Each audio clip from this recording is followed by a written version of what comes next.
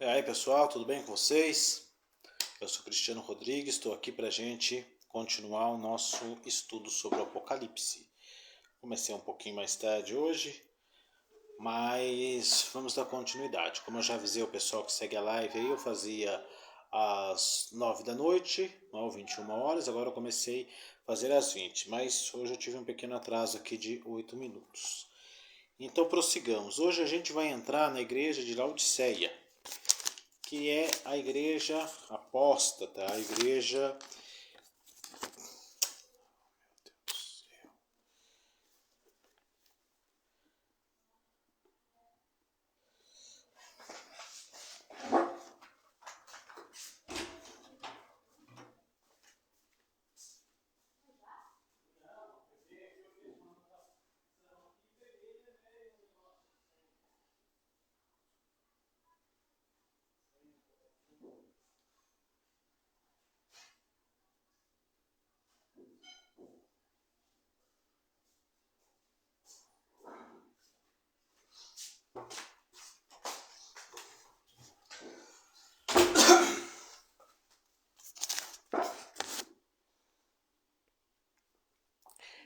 A igreja que alguns consideram a igreja dos nossos dias, a igreja apóstata, a igreja que é fria, a igreja que é morna.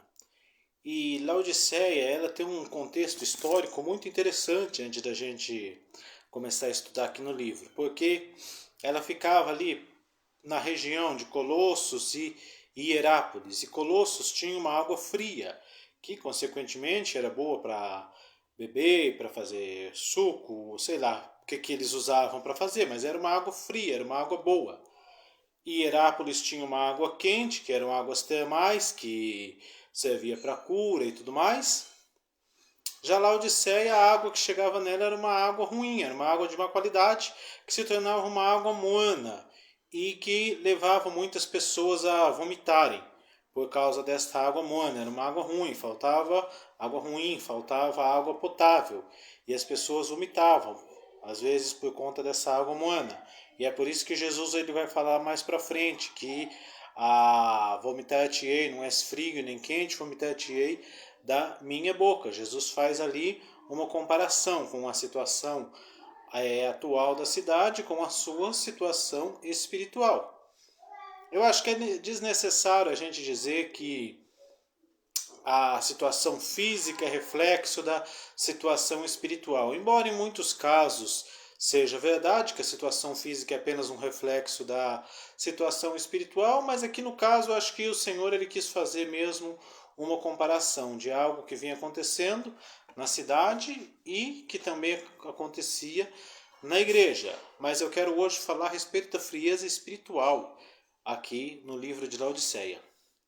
Uma coisa interessante a respeito da igreja de Laodiceia é que o Senhor ele não vai confrontar ela por pecado, por imoralidade, por indecência, por feitiçarias, nada, como ele fez em alguns casos nas outras, mas ele vai confrontar pelo seu orgulho, pela sua arrogância, por estar cheia de si, que é um pecado gravíssimo e que afasta as pessoas de Deus. A igreja de Laodiceia, a cidade de Laodiceia também era uma cidade que produzia colírio, que produzia uma lã preta, então servia para fazer roupas e outras coisas, e cobertores e tudo mais, e o colírio para tratar dos olhos. E tinha um centro bancário na cidade, era uma cidade muito rica, talvez por isso o povo fosse tão orgulhoso. E o Senhor depois ele vai fazer essa comparação para comprar roupa, para que não ande nu, se era uma cidade que produzia roupa, mas espiritualmente estavam nus. E eu vou entrar mais em detalhes nisso daí mais para frente, porque Deus ele nunca vende nada para ninguém. Deus tudo que ele dá de graça. Então quando ele fala para a igreja de Laodiceia comprar dele, ao meu ver, ele está fazendo uma afronta ali à cidade. Ele está fazendo uma, como que eu poderia dizer, uma ironia, porque Deus ele nunca dá, nunca cobra nada de ninguém. Então era uma cidade muito rica. Era uma cidade que depois de um terremoto, como eu já disse aqui de outras cidades que foram destruídas e foram reconstruídas com o dinheiro do Estado, do governo romano, a Laodiceia não. A Laodiceia, ela própria se reconstruiu. e o Senhor vai repreender ela aí por suas coisas, e no decorrer do estudo nós vamos entender onde estas coisas aqui que eu falei se encaixam. Então, bora para a palavra, que é o que interessa. Ao anjo da igreja de Laodiceia, escreve: assim declara o Amém, a testemunha fiel e verdadeira, o soberano da criação de Deus. Apocalipse 3,14. Conheço as tuas obras, sei que não és frio nem quente. Antes fosse frio ou quente. E por esse motivo, porque és morno, não és frio nem quente, estou pronto de vomitar-te da minha boca. E ainda dizes, estou rico, conquistei muitas riquezas, não preciso de nada. Contudo não reconhece que és miserável, digno de compaixão, pobre, cego e nu. Portanto ofereço este conselho, adquire de mim ouro refinado no fogo, a fim de que enriqueças roupas brancas, para que possas cobrir a tua vergonha e nudez, a vergonha da tua nudez, e compra o melhor colírio, para que possa ungir os teus olhos, e possa enxergar claramente. Eu repreendo e corrijo a todos quanto amo, sê diligente e arrepende-te. Eis que estou à porta e bato, se alguém ouvir a minha voz e abrir a porta, entrarei na casa. Cearei com ele e ele comigo. Ao vencedor lhe concederei que se assente comigo no meu trono, assim como eu venci e assentei no trono do meu Pai. Aquele que tem ouvidos, compreenda o que o Espírito diz às igrejas. Precisamos da graça de Deus sempre para interpretar a sua palavra, porque nós somos pobres, somos fracos, somos necessitados, somos tardios em ouvir a voz de Deus, somos tardios em compreender os propósitos de Deus, por isso nós necessitamos muito da graça dele em tudo na nossa vida. Então aqui começa Jesus falando: assim declara o Amém, a testemunha fiel e verdadeira, o soberano da criação divina. Então, Jesus é a testemunha fiel e verdadeira. Isso nós sabemos. E, no caso aqui, ele está dizendo que ele é o soberano da criação divina. Algumas traduções vão dizer que ele é o princípio da criação divina. Então, algumas pessoas com influências aí do paganismo, ou do gnosticismo, arianismos e esses ismos que existiam aí no passado, querem colocar, não, porque Jesus ele era a primeira criatura de Deus, a primeira pessoa que Deus criou. Mas não é assim. Algumas pessoas querem colocar Jesus como um ser inferior a Deus, mas o livro do Apocalipse ele tem uma cristologia maravilhosa e ele vai sempre mostrar Cristo Deus, o Deus Filho. Em tudo nós vamos ver isso, e a partir da semana que vem, quando nós vamos entrar aqui sobre a visão do livro do Cordeiro, a majestade de Deus, nós vamos entender um pouco mais sobre isso. O soberano da criação de Deus, porque ele estava no princípio. A Bíblia diz: todas as coisas foram feitas por ele. No princípio era a palavra estava com Deus e a palavra era Deus. No princípio ele estava em Deus. Todas as coisas foram feitas por ele e nada do que foi feito sem ele se fez. Então, Jesus é o princípio de todas as coisas, tudo teve um princípio nele. A Bíblia vai dizer que porque dele, por ele e para ele são todas as coisas. Ele é a imagem do Deus invisível, diz Paulo em Colossenses, o primogênito dentre os mortos, para que em todas as coisas ele tenha a primazia. Então esses textos eles mostram que Jesus participou da criação. Jesus estava na criação, o Deus Filho, tudo teve um início nele. Eu sei que às vezes é difícil para o ser humano compreender, para a mente humana compreender algo tão infinito, algo tão glorioso, algo tão poderoso. Mas isso é o fato. Jesus é o princípio da criação de Deus, o soberano da criação. Ele estava no princípio da criação, as coisas foram criadas por ele. Ele estava junto com o Pai, junto com o Espírito Santo, criando, pondo ordem em todas as coisas. Tudo teve um início nele. E é isso que ele está dizendo. Ele é a fiel testemunha, pois ele veio aqui, ele testemunhou do Pai, ele manifestou a vontade do Pai, ele cumpriu os decretos do Pai enquanto estava aqui na terra vivendo como homem. O Deus Filho fez isso. E ele é o soberano da criação de Deus. Ele, Jesus, é Deus. O Apocalipse ele vai mostrar claramente isso. Se as pessoas parassem de olhar o Apocalipse como um livro místico, como um livro das revelações fantasmagóricas, das loucuras carismáticas que temos aí, e passasse a olhar o Apocalipse como para buscar a respeito da pessoa de Cristo e aprender tanta coisa gloriosa, tanta coisa maravilhosa, porque o Apocalipse ele não fala só de taças, de trombetas e de castigos sobre a face da terra. O Apocalipse ele fala também da majestade de Cristo, ele fala da glória de Deus, ele fala da pessoa de Jesus como testemunha fiel, verdadeira, o alfa, o ômega, o princípio e o fim, o primeiro e o último, aquele que era, que é e que há de vir, Cristo. Então é Ele, soberano da criação. E Ele diz, eu conheço as tuas obras. Eu sempre falo aqui, Ele conhece todas as coisas. Nosso assentar, nosso levantar, Ele conhece as intenções do nosso coração. Ele sabe de todas as coisas. Uma pessoa pode agir de uma maneira muito maravilhosa para querer louvores, para querer conquistar um cargo, para querer conquistar amizades e agir como se fosse um homem de Deus por aquilo lá, mas o Senhor ele conhece o seu interior, ele conhece as intenções de nosso coração. Ele sonda os nossos corações, ele sabe de todas as coisas, não há como a gente esconder dele. Então ele conhece as tuas obras. Não és frio e não és quente, antes que fosse frio ou quente. Por quê? Uma coisa fria, que não é fria nem quente, não serve para praticamente nada. Uma água morna, ela não serve para tomar banho no frio, mas também não serve para tomar banho no calor. Uma água morna, ela não serve para fazer um café, mas também não serve para fazer um suco.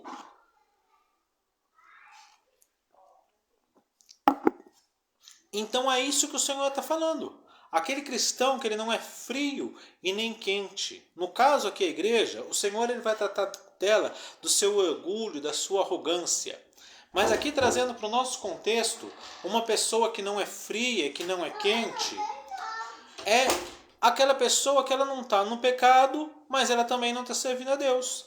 O crente Raimundo, que vive com um pé na igreja e um pé no mundo. É aquela pessoa que ela não vive uma vida nas trevas.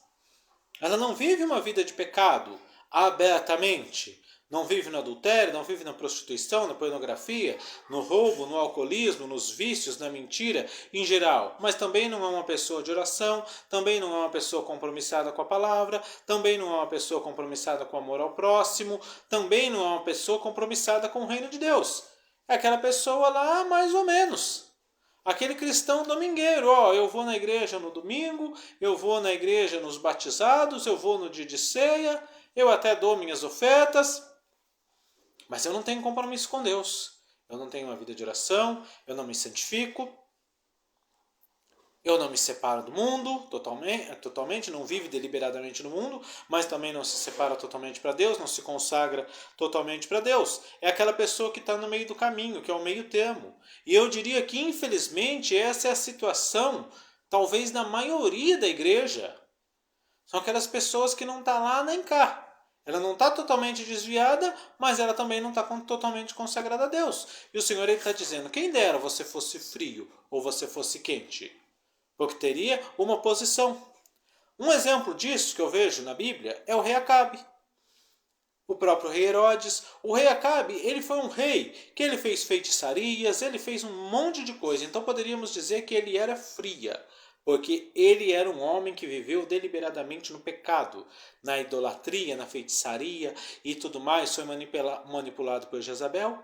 Porém, o rei Acabe era um homem que reconhecia a grandeza de Deus, reconhecia a palavra, reconhecia o ministério dos profetas, soube reconhecer quando Elias venceu os sacerdotes de Baal. Então era aquela pessoa que estava no meio termo, é aquela pessoa que fica na fronteira entre o pecado e a santidade, entre o santo e o profano. E eu vou te dizer, essa é a situação mais perigosa que uma pessoa pode estar, é você viver ali na fronteira. Porque quando uma pessoa está deliberadamente no pecado, ela está caminhando para o inferno? Tá, mas está tudo bem, teoricamente. Quando a pessoa está se santificando, está vivendo para Deus, também está tudo bem. Agora, quando o mundo e o pecado, o santo e o profano se juntam, aí Deus age. Nós vemos a vida do rei Herodes, por exemplo. Ele vivia no pecado, mas ele também ouvia João Batista. Nós vemos em Gênesis, capítulo 6, que os filhos de Deus se juntaram com as filhas dos homens. Deus agiu, trouxe o dilúvio. Não há como ficar no meio do caminho. Ou está totalmente no pecado, ou está totalmente em Deus. E está totalmente no pecado, está caminhando para o inferno, infelizmente. Então ele está falando daquela pessoa meio termo, aquele cristão meia boca, aquele cristão lá que mais ou menos, e que está caminhando, e não é nenhuma coisa e não é outra. Ele não desfruta do mundo, mas ele também não desfruta das coisas de Deus, porque ele está sempre ali na fronteira, e ele caminha para a destruição. Por este motivo, porque és humano, não és frio nem quente, estou pronto a vomitar-te da minha boca. Como eu já falei, a cidade tinha uma água que era moana e que causava vômito nas pessoas. E Deus está usando isso daqui, Jesus está usando isso daqui para falar, olha, eu vou vomitar vocês, porque vocês são humanos, não são aquele povo que tem uma vida comigo, não é aquele povo que me ama. Você vê, como eu falei, a igreja de Laodiceia, nós não vemos Deus falar de idolatria, nós não vemos Deus falar de prostituição, nós não vemos Deus falar de imoralidade nenhuma, mas nós vemos repreender a mornidão, porque era aquele povo que não está nem aí para as coisas do céu. Não quer muita coisa com o diabo, mas também não quer muita coisa com Deus. É a situação que a grande maioria da igreja nos nossos dias vive. Pessoas dizem que servem a Deus, mas na verdade não conhecem sequer a palavra e os seus princípios. Elas têm em mente um Deus, um conceito de Deus na sua mente, e esse conceito de Deus é que elas servem, esse conceito de Deus que elas adoram, um conceito que elas criam em sua própria mente. Cada um acha que pode viver da sua própria maneira, da sua própria mente, e acha que com isso está agradando a Deus, que isso é servir a Deus. Cada um cria a sua própria Bíblia e a sua própria maneira de viver. E o Senhor ele vai vomitar. A igreja que o mundo ama é a igreja que o Senhor odeia. A igreja que o mundo aplaude é a igreja que o Senhor vai vomitar. Porque o mundo ama uma igreja apóstata. O mundo ama uma igreja fria. O mundo ama uma igreja morna. Uma igreja que professa ser crente em Deus, mas que não prega contra o pecado, que não vive uma vida de santidade, que não anda contra a cultura desse mundo. O mundo ama isso, mas Deus com certeza odeia. Eu acho interessante quando às vezes eu vejo em redes de televisão mundana aquelas pessoas que estão falando contra o povo de Deus, que estão falando que os cristãos são atrasados, que os cristãos impedem o progresso e descendo porrete na gente, dali a pouco eles citam um falso profeta como um exemplo aí a ser seguido, que não, aquele lá sim, aquele ele entende de inclusão, aquele ele entende de igualdade, aquele entende de blá blá blá, de não sei o que mais. E, na verdade, são pessoas que vivem no pecado, pessoas mornas.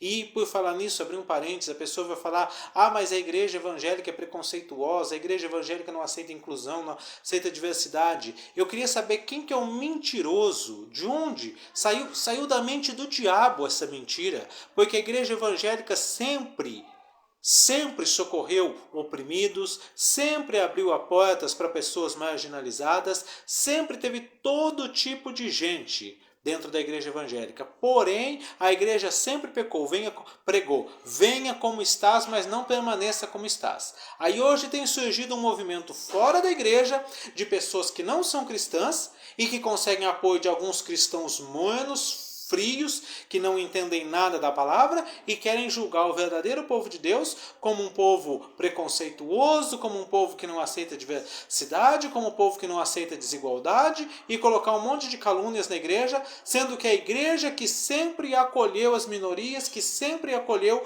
os oprimidos. Só que antigamente o povo vinha para a igreja, ouvia a palavra de Deus e mudava. Hoje as pessoas elas vêm e elas querem mudar a Bíblia. E tem muito crente apoiando, só que essa filosofia, pelo que eu vejo, ela não nasceu dentro da igreja. Ela nasceu no mundo. Não cristãos querem ensinar um cristão a ser cristão. E tem cristão que está abaixando a cabeça, falando, não, é isso mesmo, porque também é morno, porque também não entende da palavra, por isso que não se posiciona. Muitos dos cristãos em meio a toda essa cultura, em toda essa enxurrada que tem no mundo aqui, não se posiciona. São humanos, tem medo de se posicionar, tem medo de falar a verdade. É claro que se nós pregarmos um evangelho puro, nós vamos ser perseguidos. Se não somos perseguidos é porque muitas vezes não pregamos.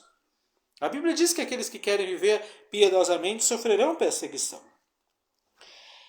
Versículo 17, ainda dizes, estou rico, conquistei muitas riquezas e não preciso de nada. Contudo, não conhece que és miserável, digno de compaixão, pobre, cego e que está nu.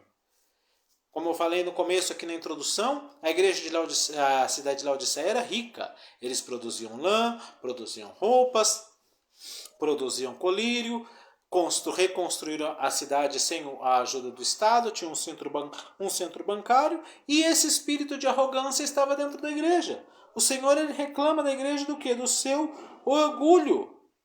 Porque a igreja diz que é rica, ela diz que tem muitas coisas, mas ela não tem nada, ela é uma igreja presunçosa. É uma igreja presunçosa.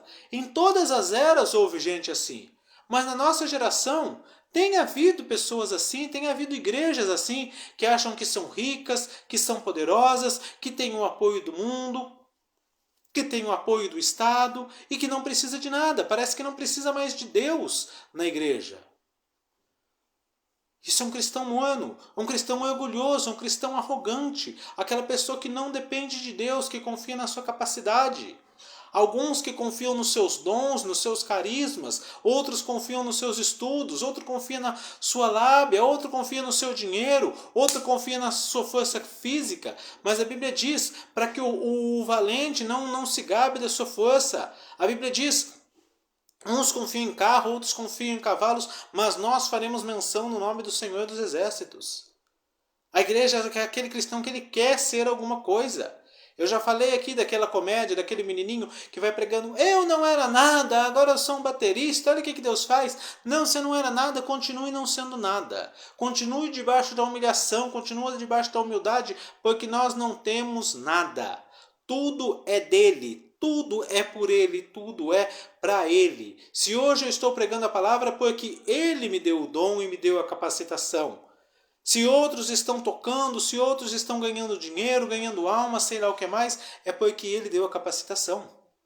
Uma vez eu fiquei com uma dor de garganta que minha voz não saía. Então eu percebi, nem voz eu tenho. Tudo é dele. Se ele não curasse, não fizesse eu melhorar, eu não estaria falando aqui hoje. Porque é dele, é tudo dele. Então não há por que a pessoa ser arrogante. Não há por que a pessoa que confiar em si mesmo, confiar na sua própria força. Nós não temos do que nos gabar, nós não temos do que nos confiar. Olha, uma pessoa que prega o evangelho, o dom de falar vem de Deus, a coragem para falar vem de Deus, o poder do Espírito Santo para convencer vem de Deus. Uma pessoa que ganha dinheiro, a sabedoria que ela teve para ganhar, para administrar, vem de Deus. Uma pessoa que canta, que toca, o seu dom, o seu talento vem de Deus, tudo vem dele. Nós não podemos achar que nós somos alguma coisa. É muito comum cristãos, quando começam a prosperar na vida, igrejas, quando começam a crescer, a pessoa começar a confiar no seu taco, confiar aí no seu talento, na sua força. E é o que acontecia com essa igreja, ela confiava na sua riqueza. Ó, eu estou rico, eu estou de boa aqui, meu amigo, ninguém me tira do meu lugar. Não, mas o Senhor está mostrando que não, que para Deus você é pobre, que para Deus você não tem nada. Ele está repreendendo o orgulho. O orgulho, a Bíblia diz que a soberba precede a ruína.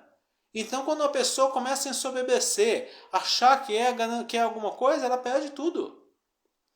Eu lembro de uma situação em que um pastor orando, expulsando um demônio, que é uma pessoa endemoniada, um suposto endemoniado, não sei, e ele perguntava, você gosta da tua igreja? Ah, eu gosto. Você gosta não sei quem? Gosta. E da minha? Não, da sua eu odeio. E fazia aquele show.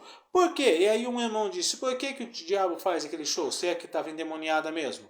Porque ele sabe que a soberba precede a ruína. Então no momento que ele elogiar, que ele exaltar aquela igreja, eles vão se encher de si mesmos e vão perder a graça de Deus. Quando nós nos enchemos de nós mesmos, quando nós confiamos na nossa própria força, nós perdemos o melhor de Deus, perdemos a graça de Deus na nossa vida. Então ele fala, portanto eu ofereço esse conselho, adquire de mim ouro refinado no fogo, a fim de que enriqueças, roupas brancas para que possa cobrir a tua vergonha, e compra o melhor colírio para ungir os teus olhos. Então o Senhor está falando, olha, adquire essas coisas, olha, cobre a sua nudez. Ele está dizendo, ó, você é pobre, miserável, cego, nu. Venha até mim para que eu possa suprir estas coisas. Venha até mim e reconheça que você não tem nada para que você receba de mim.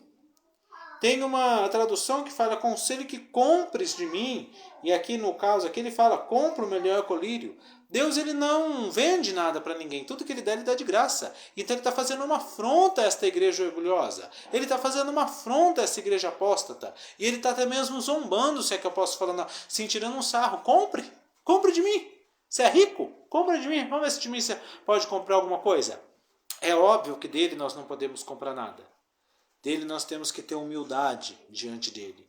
Nos humilharmos. A Bíblia diz, humilhai-vos debaixo da potente mão de Deus, até que o tempo certo ele vos exalte. E se não exaltar, amém também, seja feita a vontade dele.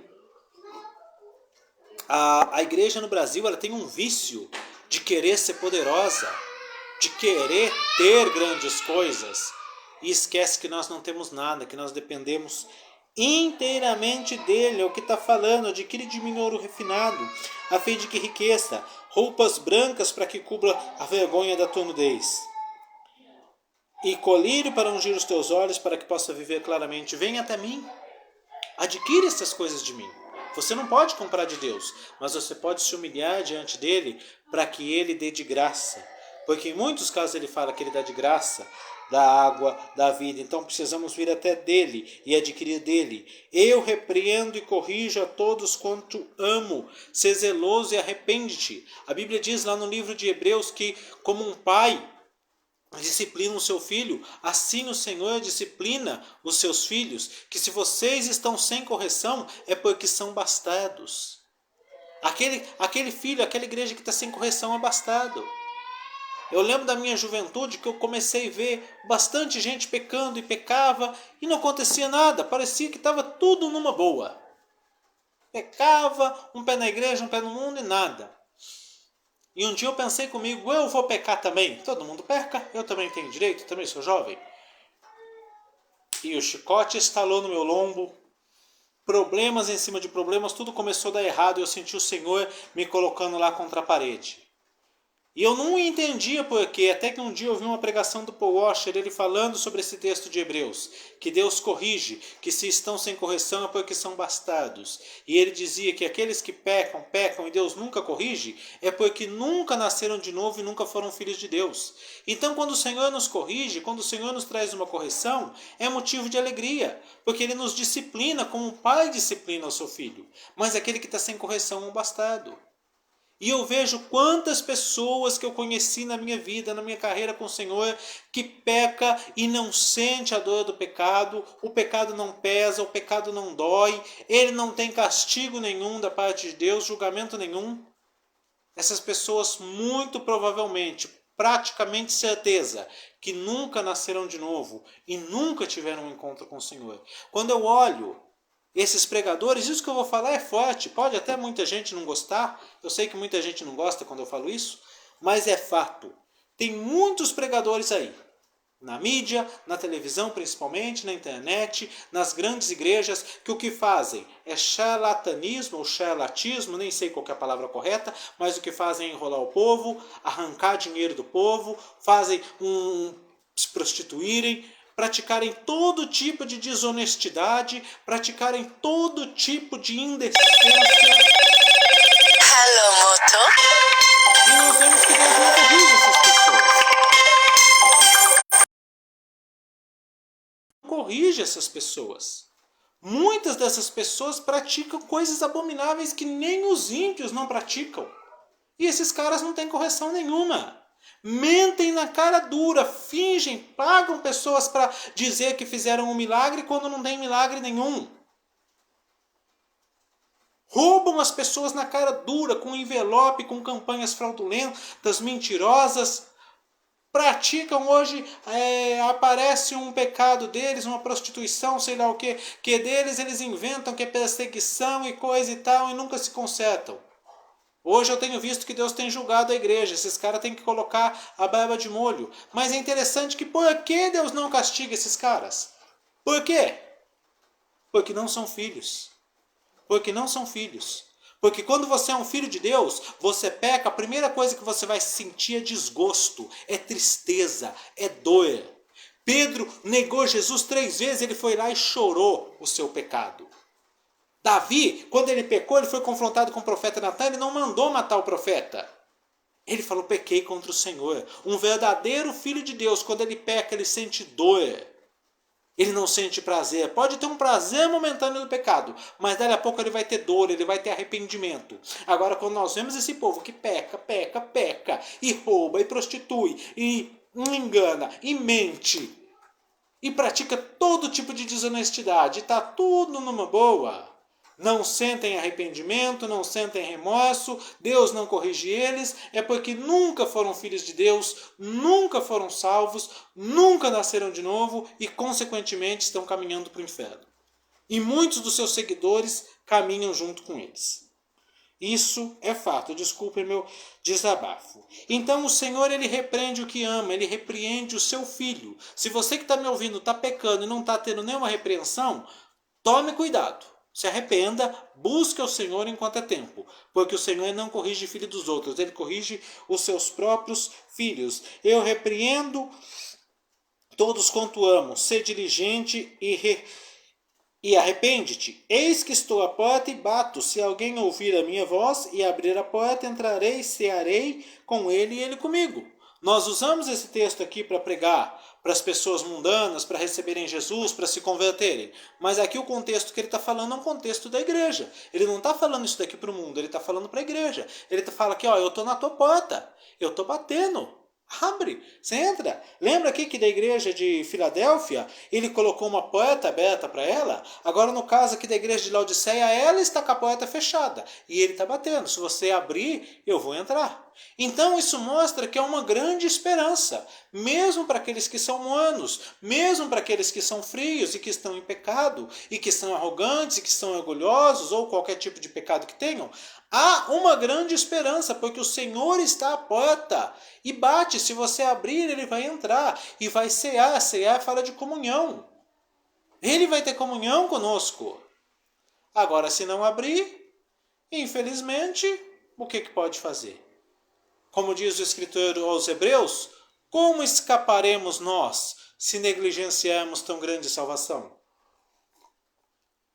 O que basta é esperar uma expectativa horrível de juízo. Então ele está à porta e ele bate. Ao vencedor eu concederei que se assente comigo no meu trono, assim como eu venci e me assentei no trono com o Pai. Rapaz, isso é forte, hein? Ao vencedor concederei que se assente comigo no meu trono. Isso é profundo, assentar com ele no seu trono. Isso aqui excede até mesmo o nosso entendimento, mas mostra que ele vai nos reconhecer diante do Pai. Ele diz que aquele que se envergonhar dele, de suas palavras, ele se envergonhará dele na vida vindoura diante do Pai e dos anjos, mas aqui ele está falando, olha, que você vencer, você vai sentar no trono comigo. Eu vou te reconhecer diante do Pai. Então a gente pode concluir o quê? Que a igreja de Laodiceia, ela era uma igreja orgulhosa, arrogante, cheia de si e morna. Isso é o retrato da igreja atual, isso é o retrato da igreja aqui no Brasil. Pessoas cheias de si, pessoas que querem produzir fogo estranho porque não tem mais o fogo do Espírito Santo e querem enrolar, engambelar e criar emocionalismo, coisa desse tipo. Pessoas cheias de si que confiam nos seus talentos, nas suas riquezas e tudo mais. Mas assim como o Senhor disse para aquela geração de Laodiceia, Ele também nos diz hoje: você é pobre, cego e nu. Venha até mim para adquirir o ouro refinado da glória de Deus, para adquirir as vestiduras, para cobrir a sua nudez. Venha para adquirir o colírio, para abrir os teus olhos. O Senhor repreende aquele que ama, a repreensão mostra o amor de Deus. Ele está à porta batendo, assim como bateu para o povo daquela época. Acredito que alguns abriram, outros não. Assim hoje ele bate a porta, para que a gente abra para ele. Se abrirmos, ele vai cear conosco. Se não nos abrirmos, como escaparemos nós se negligenciarmos tão grande salvação? e ao vencedor, de fato, estaremos com ele eternamente. Junto com ele, lado a lado, não tem nada mais glorioso do que isso. Se esse vídeo falou com você, curte, comenta, compartilha. Se inscreva no meu canal Cristiano Rodrigues 6909. Se quiser estudar mais da palavra, dá um pulo aqui na minha casa. GC, Nova Aliança, Rua Silvestre Garcia, 169, Alto da Bela Vista. Toda quinta-feira estudamos a palavra aqui também. Fique com Deus e até o próximo vídeo.